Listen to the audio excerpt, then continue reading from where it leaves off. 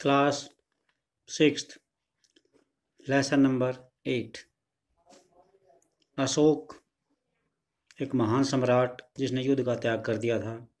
ये चैप्टर का नाम है। कल हमने इसका परिचय पढ़ा था। आज हम उससे आगे चलते हैं।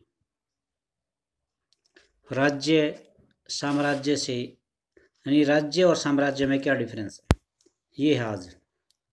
राज्य साम्राज्य से कैसे भिन्न है, अलग है, क्योंकि साम्राज्य राज्यों से बड़े होते हैं और उनकी रक्षा के लिए बड़ी सेनाओं की ज़रूरत होती है। इसलिए सम्राटों को राजाओं की तुलना में ज़्यादा संसाधनों की ज़रूरत होती है। इसी कारण उन्हें बड़ी संख्या में कर इकट्ठा करने वाले अधिकारियों की भी ज़रूरत होती है। अब यहाँ पर हम देखते हैं कि साम्राज्य का जो प्रशासन है वो किस प्रकार चलाया जाता था। आप सब जानते हैं कि मौर्य साम्राज्य बहुत बड़ा था, इसलिए अलग अलग हिस्सों पर अलग अलग ढंग से शासन किया जाता था। पाटलिपुत्र और उसके आसपास के इलाकों पर सम्राट का सीधा नियंत्रण था। इसका मतलब यह हुआ कि इन इलाकों के गांव और शहरों के किसानों, पशुपालकों, शिल्पकारों और व्यापारियों से कर इकट्ठा करने के लिए राजा अधिकारियों की नियुक्ति कर देता था। तो यहाँ पर यह बताया गया है कि पाटलिपुत्र और उसके आसपास के जो इलाके थे, यहाँ पर सम्राट का सीधा नियंत्रण था। इसका अर्थ यह है कि जो नज़दीक के जो गांव हैं, किसान हैं, उनके गांव में रहने वाले, पशु पालने वाले, शिल्पकार, व्यापारियों से टैक्स इकट्ठा करने के लिए राजा कुछ अधिकारियों की नियुक्ति कर देता था। ये सारे अधिकारी राजा के आदेशों का पालन करते थे। जो भी राजा के आदेशों का उल्लंघन करता, अवहेलना करता, ये सारे अधिकारी उस व्यक्ति को सजा देते थे। इनमें से कई अधिकारियों को वेतन भी दिया जाता था। संदेशवाहक एक जगह से दूसरी जगह घूमते रहते थे और राजा के जासूस अधिकारियों के कार्यों पर नजर रखते थे। इन सब के ऊपर सम्राट था, जो राज परिवार एवं वरिष्ठ मंत्रियों की सहायता से सब पर नजर रखता था। तो ये काम करने का तरीका था नज़दीक के पाटलिपुत्र और उसके आसपास के इलाकों पर। अब मौर्य साम्राज्य के भीतर कई छोटे क्षेत्र या प्रांत थे।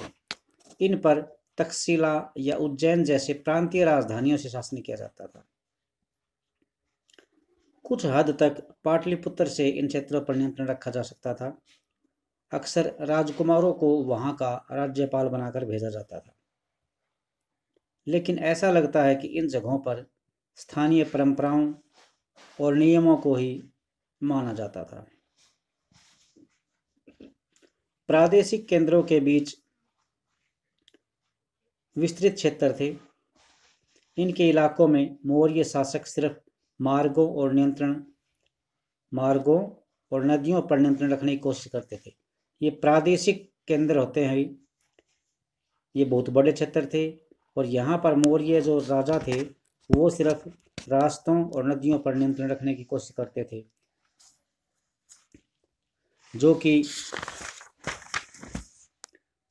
आवागमन के लिए महत्वपूर्ण थे एक स्थान से दूसरे स्थान। यहाँ से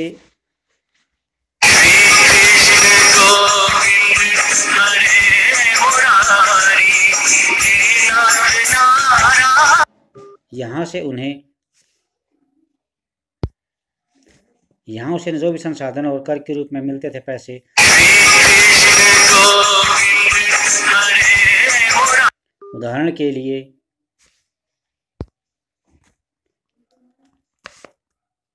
अर्थशास्त्र में यह लिखा जाता है कि उत्तर पश्चिम कंबल के लिए और दक्षिणी भारत सोने और कीमती पत्थरों के लिए प्रसिद्ध था।